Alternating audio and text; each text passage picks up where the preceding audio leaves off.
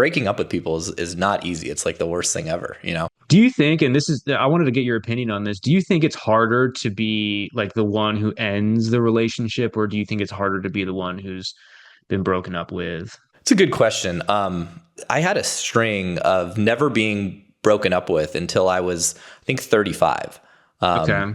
Every single girl that I had a relationship with, I got bored of. And I didn't get bored because they were boring. I got bored because I just wasn't ready to settle down and I wanted to be Right. out there having fun. Hmm. And I even remember saying to myself, like, that'd be so weird to get dumped. Like I almost want it to happen just so I can feel it. Yeah. And then it was like karma. I got smashed, like, I think by 2 or 3 almost back to back relationships, you know, which range from anywhere from 3 to 10 months, where it wasn't like a brutal, like, didn't see it coming breakup, but like I was really in love with the girl and I just wasn't getting the investment I wanted from her. And I felt like there was like a gap where I was more into her than she was into me. You know, I wasn't getting bored. I wasn't experiencing those things that I experienced on the other side of it, but it was brutal. It was tough because a lot of the time there was nothing I could do about it. Like, and I was very aware of all these dynamics, but unable to sort of, you know, right the ship during the storm. And I'd catch myself getting emotional, getting salty, you know, upset if they didn't want to sleep with me. And like, oh my God, I'm that loser who, like, you know, can't get his girl or his wife to have sex. Like, that's so pathetic. Right. And a lot of the time it was because I was in the party scene and dating girls who are, you know, if you want to call them toxic, I don't really like to use that word that much, but I just think they were in that same headspace as me. They weren't ready new to terms, the 30, they call them 304s or whatever Fresh and Fit saying on their podcast. I don't know. Right. But yeah, they were like, these were girls who were, you know, very hot, very much, you know, high access to amazing events and resources and guys. And they didn't want to settle down. And I was now more ready to settle down because I was in my mid 30s. So I got to experience that. And then I realized, like, okay, got to be careful about what sort of girls you pick. And it's so important to find someone where the investment feels equal. And obviously, as a guy, you got to manage that. You have to make sure you don't overinvest, but also the girl has to be, you know, she has to have respect for you and look up to you and kind of want to follow you, as you mentioned earlier. So I think from a growth perspective, it's definitely worse to get dumped, but it allows you to really, I think, grow as a guy. I think it's like I wasn't able to make some very important, you know, strides forward until that happened to me a couple times and I got to experience that. But dude, it's so hard to break up with a girl who's in love with you and wants to be with you forever. And, you know, you just feel so guilty and so bad. And, you know, you have to do it. And it's never really about them. That's what I tell women. It's like, it's just that guy, he just wasn't ready. He had stuff that he had to do. And it's, you know, for women, it's like, you just have to see the guy that you're with. Is he ready? Because it's not so much about the girl. It is about the girl, but I think it's about the timing more so for men, where it's less so about the timing for women. But what do you think? Yeah, for me, I found it harder to be the one to break up because for most of the time when I was younger, I was always getting broken up with, and I would just keep the relationship going until she'd had enough, you know, me just waltzing around sleeping with a bunch of other people. And so I'd be upset for a little bit, but I'd get over it relatively quickly. And when it came down time to when I was with someone who I did love, and then breaking up with her was real hard, man, you know, because I didn't like myself very much. I felt really guilty. And I think guilt is a hard one to get rid of. If somebody wrongs you, well, it's like, okay, well, fuck that person, blah, blah. You can get angry. And I think getting angry at the person who you're in a relationship with is actually a good first step. You just don't want to stay there. But it's tough to hate the other person when they were great. And you just weren't ready, or you didn't want that to happen at that time. So I think that was probably harder for me, at least, because I was hating myself as opposed to hating her. Yeah, that's it's a good distinction. If you don't love yourself, as they say, or you actually dislike yourself, very hard to be in a relationship with that person. Yeah, man. And you dude, it's like, you know, how do you get over that? Because all the breakup books are like, if you've been broken up with, and it's like, you know, you're all of these great things. I remember I was like trying to get over these feelings, and I read one breakup book where they had a section where it was like, if you were the one who if you were the one who ended the relationship, it was basically like, get fucked, like we don't have any advice for you. And I was like, this is not helpful at all, but I think they just assumed that if you were the one to do it, like you wouldn't be searching for that. But I was, so it's like there wasn't a whole lot of resources available for that kind of person. I could tell they were dating a guy who they didn't really feel like was at their level, and they wanted to get a better match for them. There's nothing wrong with the guy, obviously. I'm sure he did everything that a boyfriend's supposed to do. And sometimes they were in a relationship with him for like 6 years. They told me it took them like several years to get over that because they didn't like themselves very much afterwards, or they didn't say it in those words, but that was definitely part of it.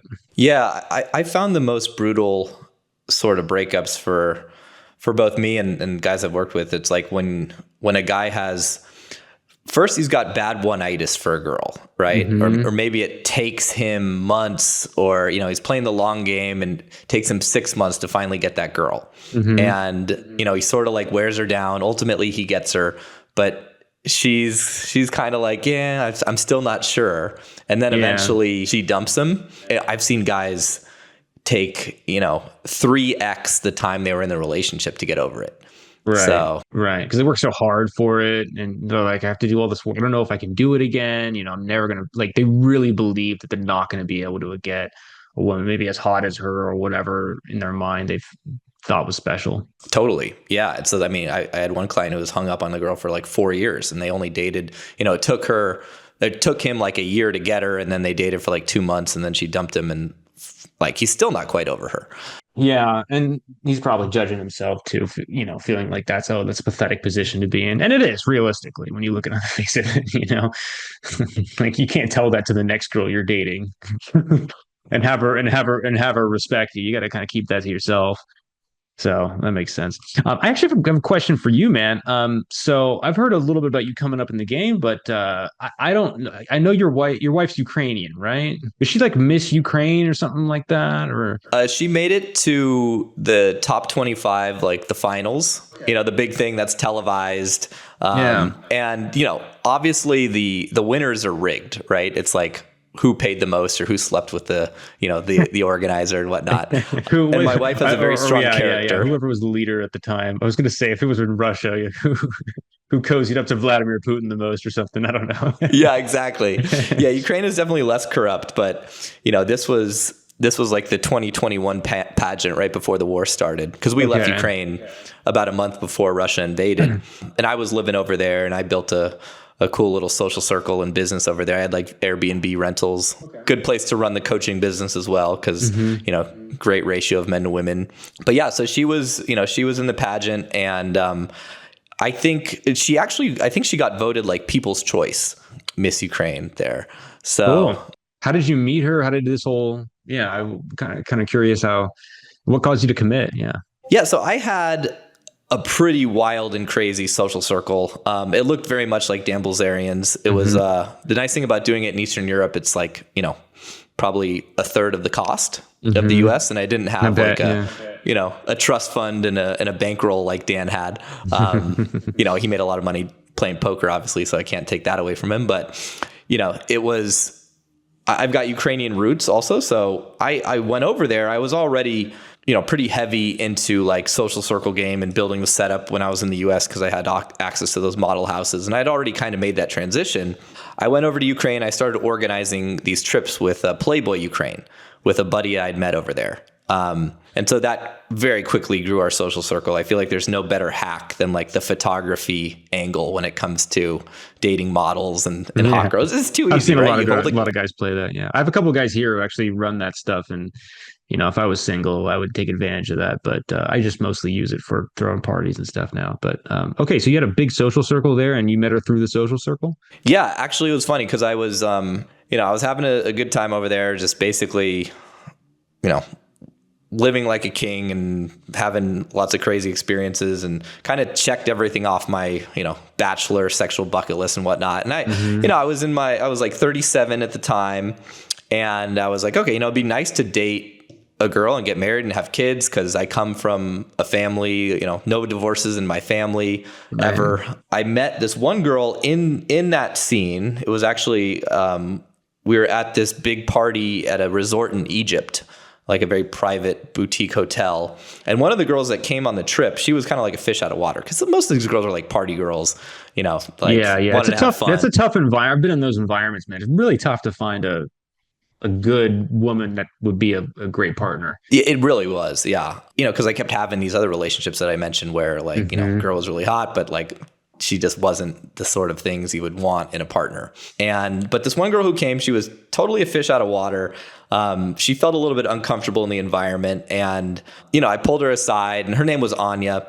And I'm like, listen, just like, if you're worried about anything, just say you're like, you're with me. And, if these guys are like trying to hit on you or whatever, just, hang out with me. And because I thought, she was obviously very beautiful, but there was just a feeling with her where I was like, I could bang this girl, but I would definitely not be interested in a relationship with her. And I know she'd want that with me because she's pretty, she's pretty naive, I guess you could say. But also she was very smart. She was very educated, very just a cool, down to earth person. And I ultimately met my wife, Maria, through her. Right. And it was a pretty pivotal moment in my like seduction journey, because I had this girl definitely wanted to hook up, and she really liked me. She developed a huge crush on me, and I said no. Yeah. And because I did that, I was able to meet Maria. And funny, Maria had a very bad impression of me because she had kind of heard rumors through the grapevine that I was like a player and a womanizer and all those things that girls, gossip about. But she tried to convince Anya that I was a bad guy. She's like, I'm going to go over with her and convince her that like, you shouldn't be friends with this guy. He's he's an asshole or whatever. And then she ended up, falling in love. And I was ready. Like I was ready to find someone to start a family with. And so you think it was timing? It was. Timing also, obviously our dynamic was amazing. They always say when you know, or, some people say that. And I never really believed that until I met Maria. Because it was just easy. It flowed. There wasn't like this big crazy sort of like me having to do all these hard things to like get her, like the guy I mentioned who had the bad one-itis. We were both just sort of like open to a relationship. She was out of a long-term relationship. And so, yeah, it was just right place, right time, I would say.